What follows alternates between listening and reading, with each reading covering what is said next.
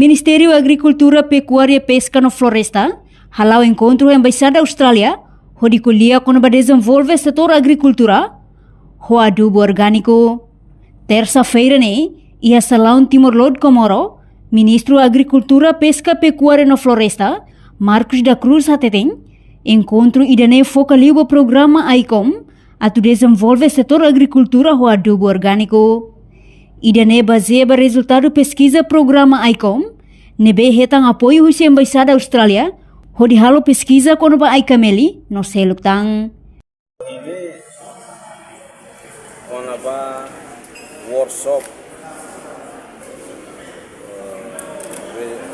onaba resultado pesquisa. Nebe pesquisa ne halo o programa ide bolu dia ICOM, Agriculture Innovation for Community. ICOM ni nebe idane program ni henta apoio usi governo Australia usine program bolu ACR us osam sineba mai sa alfal program ida Timor bolu ICOM sine atividade ni halo pesquisa konoba karelatum pesquisa konoba ICAMELI pesquisa barat maybe ohini maya tuan workshop para tu sirahare fal dia ICOM 2 maybe sirahatu alo workshop di hari fila fali student maybe kap pesquisa maybe halo nani sija hadiata sija. Enquanto embaixador Austrália e Timor-Leste, Robert William Dehang, programa ida ohing avaliação ida pesquisa con balatu ICAMELI niang. Ohingloron it's a 2-year mid-term review, avaliação ia clara, kurva programa nara ICOM. ICOM ne agriculture inovações para a comunidade.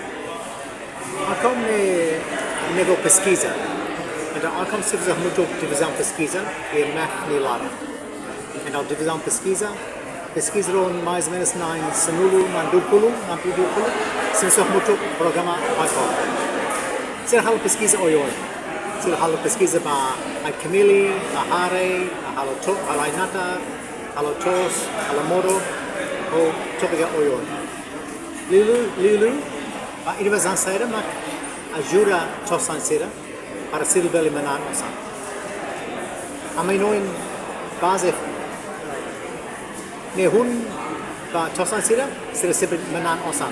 No participa em encontro Ministério Agricultura, Pecuária e Pesca no Floresta, Embaixador Austrália e Timor-Leste, nomos representante paz. Reportagem Imaculada Tefa, Televisão Timor-Post. Janela informação ba emogoto. Atua tem informação atual dia kliu, kita haluha. Haneham botão subscribe, like, halo comentário no fahe tutang ba media sosial hotu.